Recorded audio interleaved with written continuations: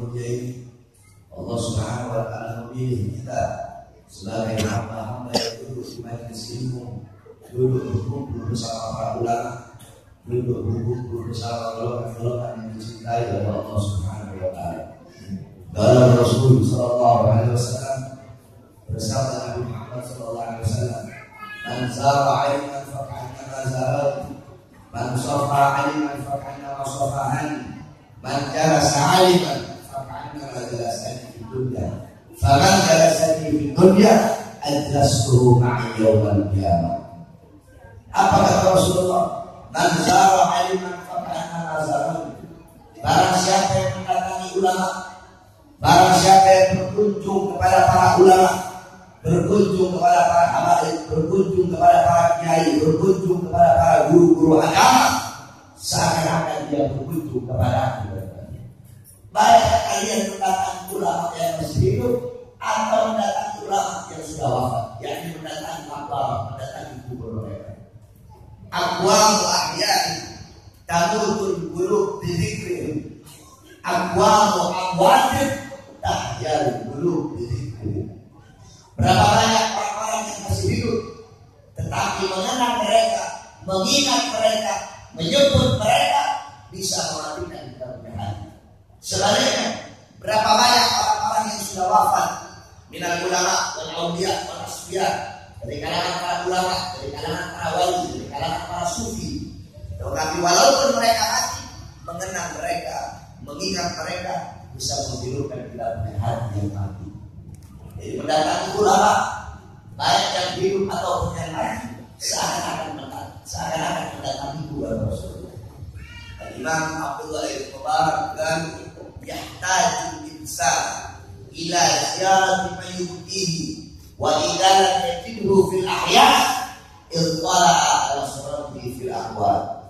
Kata Abdullah bin Mubarak, kita manusia, kita butuh untuk berkunjung kepada sosok yang bisa membuat kita menangis takut kepada Allah, butuh berkunjung kepada sosok yang bisa meningkatkan ketaatan dan kepatuhan serta ketundukan kita kepada Allah. Wa idza yajibu fil ahya, kalau kita tidak bisa menemukan sosok tersebut dari kalangan orang-orang yang masih hidup, maka carilah dari kalangan orang-orang yang sudah wafat, yaitu para ulama yang meninggal dunia, dengan mengingat sejarah mereka, dengan mendatangi makam mereka. Jadi kata Rasul, man zara 'aliman faka'annama zara'tu. Barang siapa yang mendatangi ulama, seakan-akan mendatangi. Faman safaha 'aliman faka'annama safahani. Barang siapa yang mencium tangan ulama, bersalaman dengan ulama, seakan-akan mencium tangan, seakan-akan bersalaman dengan ulama.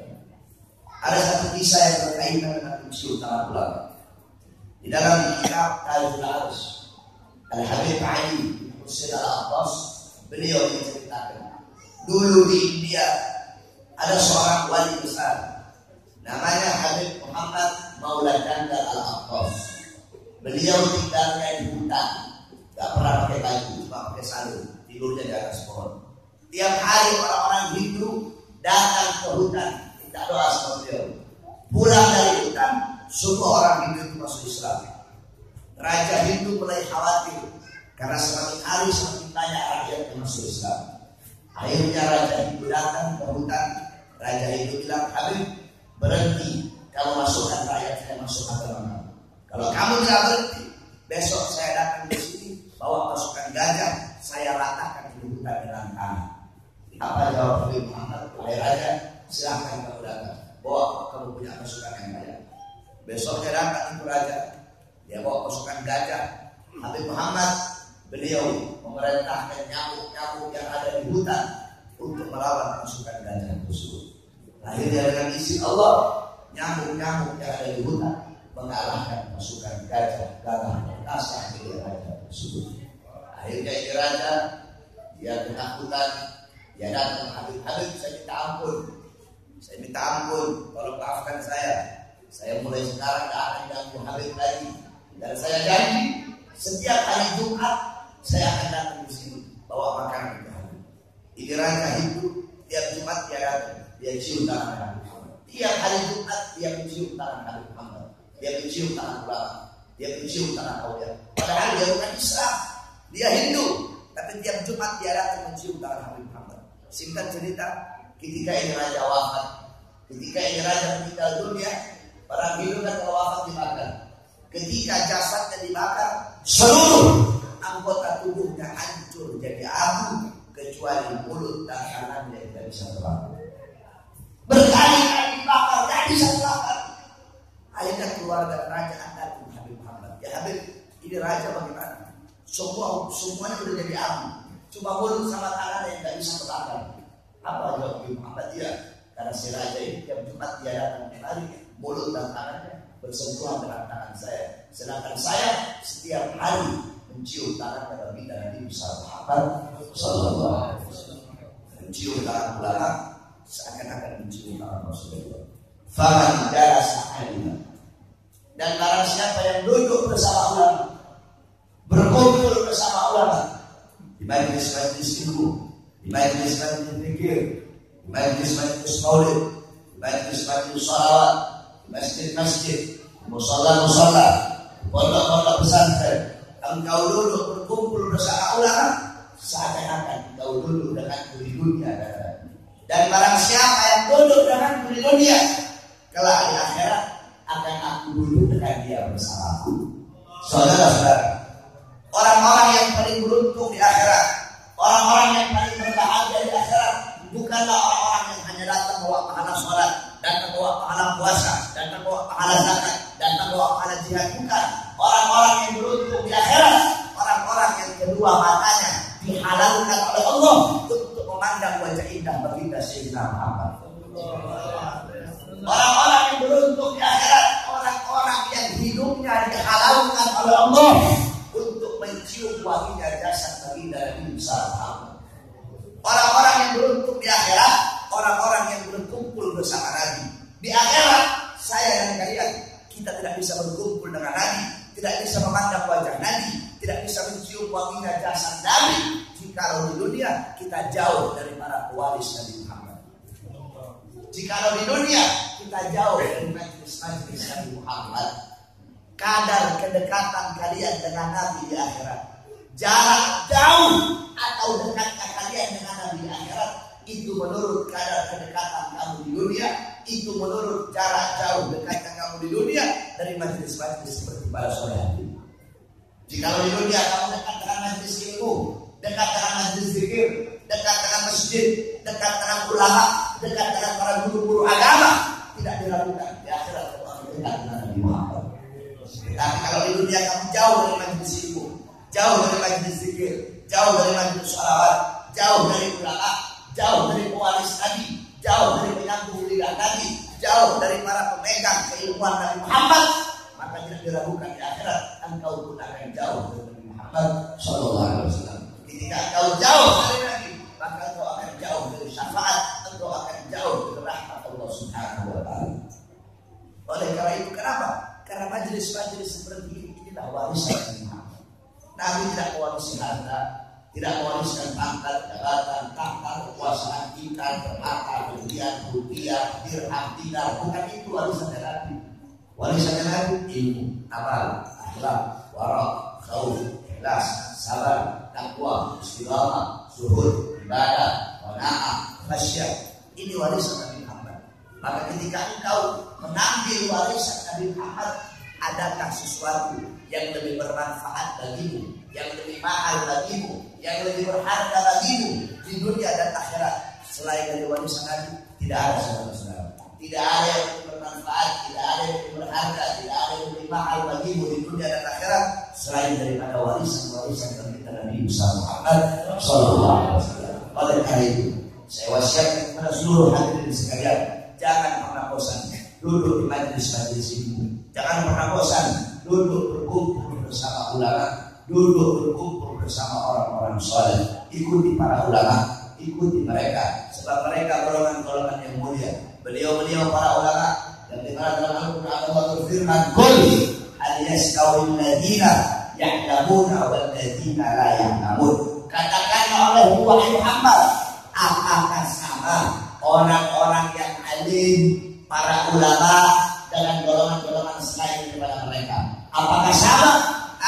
Maksudnya apa? La yas'auna abada, tidak akan pernah sama. Ulama dengan kita tidak akan pernah sama. La yas'auna abada, tidak akan pernah sama selama-lamanya. La fi dunya wala fil akhirah. Di dunia tidak sama, di akhirat tidak sama. Jadi jangan pernah samakan diri kita dengan ulama. Kita orang sama ulama tidak sama. Di dunia tidak sama, di akhirat tidak sama. Maksudnya apa? Di dunia duduknya kita tidak sama, berdirinya kita tidak sama, tidurnya kita tidak sama, makannya kita tidak sama, tidurnya kita, mandinya kita, duduknya kita sia-sia, berdirinya kita sia-sia, makannya kita sia-sia, mandinya kita sia-sia, tidurnya kita sia-sia. Ulama duduknya ibadah, berdirinya ibadah, melangkahkan kakinya ibadah, makannya ibadah, tidurnya ibadah, mandinya ibadah. Perkara-perkara mubah yang mereka lakukan bernilai ibadah di sisi Allah Subhanahu wa taala. Memandang wajah ulama, mukhalafah. Mafhum mukhalafah itu pemahaman yang kebalik, pemahaman kebalikannya. Itu hadis. Man akrama ulama faqad akramani. Barang siapa yang memuliakan ulama, berarti telah memuliakan aku. Barang siapa yang memuliakan aku, berarti telah memuliakan Allah. Barang siapa yang memuliakan Allah, tempatnya neraka. Berarti mafhum mukhalafah, pemahaman yang kebaliknya berarti seperti ini. Barang siapa yang menghinakan ulama, berarti dia telah menghina. Barang siapa yang menghinaku, berarti dia telah menghina Allah. Dan barang siapa yang menghina Allah, tempat dia adalah neraka yang Allah SWT. Makanya dikatakan dari membahas sakit, luhumul ulama asbubah. Dagingnya para ulama beracun. Ulama dagingnya beracun, saudara-saudara. Menggibah itu kan sama kayak makan. Menggibah sama kayak makan daging saudara yang tidak gibah. Nah, bedanya kalau kamu menggibah ulama, menggunjing ulama, itu dagingnya beracun. Jadi sama kayak makan daging manusia, tapi beracun. Lebih berbahaya. Kamu fitnah orang lain sama fitnah ulama, lebih berbahaya sama fitnah ulama. Kalau menggibah orang lain sama menggibah ulama, lebih berbahaya menggibah ulama. Kamu memusuhi orang lain sama memusuhi ulama, lebih berbahaya memusuhi para ulama. Mereka jangan para macam-macam. Para ulama golongan-golongan yang didoakan oleh para malaikat tadi. Inna Allah wa malaikatahu wa ahlas samawat hatta namlata fil biduhriha fi hujriha wa hatta al-huta fil bahri la yusalluna ala muhammadin nas khair. Sesungguhnya Allah beserta para malaikat, beserta seluruh penduduk langit. Penduduk langit sama penduduk bumi jumlahnya 10 banding 1. Kalau penduduk bumi ada 1 triliun, berarti penduduk langit ada 10 triliun. Seluruh penduduk langit dan penduduk bumi, sehingga semut-semut yang berada dalam lubang, ikan-ikan paus yang berada dalam lautan, seluruhnya mendoakan kepada orang-orang yang mengajarkan kebaikan. Siapa yang ada kebaikan? Yaitu para ulama, yaitu para guru-guru agama. Oleh karena itu tidak sampai kita memusuhi para ulama. Jangan sampai memusuhi para ulama. Jangan sampai memfitnah para ulama. Jangan sampai mengkriminalisasi para ulama. Kalau Imam Syafi'i, uhibbul ulama, uhibbus shalihin, walau lastu minhum. Ini sekelas Imam Syafi'i. Apa kata beliau? Uhibbus shalihin. Aku mencintai orang-orang soleh, walau lastu minhum, walaupun aku bukan dari golongan mereka. Padahal Imam Syafi'i orang soleh, ulama, mujtahid mutlak. Dan kata beliau, aku cinta kepada orang soleh, walaupun aku bukan bagian dari mereka. Padahal beliau adalah pemimpin orang-orang soleh. Jadi cintai ulama walaupun kita bukan ulama. Cintai orang soleh walaupun kita bukan orang soleh. Kamu preman, kamu pemabuk, cintai ulama. Kamu banyak tato, tetap cintai ulama. Kamu bukan narkoba, cintai ulama. Apapun kamu, cintai ulama. Jangan sampai kamu membenci para ulama dan sampai kamu menjadi golongan ulama yang benci kepada ulama. Al-amun nas man lam yaqtasim billah wa lam yaqtasim bi wa lam yaqtasim bil ulama. Apa kata Rasulullah? Paling laknatnya manusia, paling buruknya manusia, paling bejatnya manusia yang tidak berhubungan dengan Allah, tidak berhubungan denganku, dan tidak mau berhubungan dengan ulama, itu adalah seburuk-buruknya manusia. manusia. Oleh karena itu saudara-saudara, ikuti para ulama, ikuti mereka, amal mereka. Al-Habib Ali bin Muhammad Al-Habsyi beliau berkata, fasah fi mas'au washrab ma'lum mahum ala ya'bud rabbak liflaha dan habahum. Ikuti para ulama, ikuti para asrafun saleh, ambil amalan-amalan mereka. Walaupun kita tidak bisa mengikuti sepenuhnya amalan mereka. Siapa yang bisa mengikuti amalan-amalan beliau-beliau? Gak ada yang bisa mengikuti sepenuhnya. Kamu bisa mengikuti amalannya Muqaddam Fahim, bisa kamu ikuti amalannya Habib Rahman Segaf, umur 7 tahun mengkhatamkan Al-Quran dalam 1 rakaat salat. Bisa kamu ikuti? Ngatamin Quran umur 7 tahun mengkhatamkan Quran dalam 1 rakaat salat. Bisa kamu ikuti amalan-amalan beliau-beliau? Muqaddam Fahim la yanam la laylat wa la nahar salasa wa salatina sanatan. Al-Imam Muqaddam Fahim 33 tahun tidak tidur, 33 tahun tidak tidur, tidak siang hari, tidak malam hari. Ditanya, ya Imam, kenapa kamu tidak tidur? Jawab beliau, bagaimana saya bisa tidur? Setiap saya melihat ke kanan, melihat surga. Setiap saya melihat ke kiri, melihat neraka. Saya melihat ke atas, saya melihat arus Allah. Bisa kamu ikuti amalannya Fakhrul Wujud Syekh Abu Bakar bin Sa'id, 40 tahun sholat subuh dengan wudu isya. 40 tahun sholat subuh pakai wudu isya. Bisa dulu. Al-Imam Muhammad Waladawilah 15 tahun sholat subuh pakai wudu isya. Bisa kita ikuti. Kalau kita sholat subuh pakai wudu duha, sholat subuh pakai wudu duha, atau enggak sholat subuh pakai wudu duhur. Itu beliau-beliau para sahabat. Bisa kami ikuti. Al-Habib Muhammad Kali Walaiti Bainal Maghrib wal Isya Yakra dalam al-Muqarrar min surat Al-Ikhlas. Habib Muhammad dari Walaiti antara waktu Maghrib dan Isya beliau habiskan membaca surat Al-Ikhlas 3000 kali. Al-Habib Abdullah Musayyid Al-Tahir setiap hari membaca la ilaha illallah 25.000 kali. Ya Allah ya Allah 25.000 kali. Salawat kepada Nabi 25.000 kali. Al-Habib Abu Bakar bin Abdullah At-Tas 1 kali duduk baca Yasin 90.000 kali. Al-Habib Umar bin Zaid Muslim selama 16 tahun tidak pernah menyandarkan punggungnya di satu benda apapun. 16 tahun tidak. Kalau beliau memang mau tidur, tidurnya dulu. 16 tahun Habib Umar bin Zaid Muslim tidak pernah menyandarkan punggungnya di satu benda apapun. Cucunya si Bahar tak tidur. Kakeknya Habib Umar bin Zaid Muslim 16 tahun tidak pernah menyandarkan punggungnya di satu benda apapun. Itu keadaan para salafun saleh. Kita tidak bisa mengikuti sepenuhnya, tetapi syibran bi syibri, wa dhira'an bi dhira'i, wa qadaman 'ala qadami, sejengkal demi sejengkal, sehasta demi sehasta, selangkah demi selangkah, pelan-pelan kita ikuti amalan mereka. Dengan mengikuti mereka, apa kata Habib Ali, maka Allah akan menganugerahkan kepada kamu apa-apa yang Allah anugerahkan kepada mereka. Allah akan mencintai kamu sebagaimana Allah mencintai mereka. Mahbubal mahbub mahbub wa muhibbal mahbub mahbub. Orang-orang yang dicintai oleh orang-orang yang dicintai oleh Allah, orang itu pun akan dicintai oleh Allah. Dan mencintai orang-orang yang dicintai oleh Allah, orang-orang itu pun akan dicintai oleh Allah. Kamu mengikuti para ulama, apa-apa yang Allah anugerahkan kepada mereka akan Allah anugerahkan kepada kamu juga. Mereka Allah kasih rahmat, kamu ikut mereka, kamu Allah kasih rahmat. Mereka Allah kasih karunia, kamu ikut mereka, kamu Allah kasih karunia. Mereka Allah kasih ilmu wahbi, Allah kasih ilmu laduni, kamu ikut mereka, kamu Allah kasih ilmu wahbi, Allah kasih ilmu laduni. Mereka Allah kasih keramat, kamu ikut mereka, kamu Allah kasih keramat. Satu contoh, kami punya guru di Sulawesi, saya asli Sulawesi. Kami punya guru Habib Idrus bin Salim Al-Jufri, guru tua. Beliau berdiri pada pesantren Al-Khairat di Padi. Beliau punya murid zaman dulu beliau zaman tahun 40-an 30-an. Beliau punya murid namanya Haji Amin. Al-Khairat itu dari kayu. Tempat murid di atas, Habib Idrus di bawah.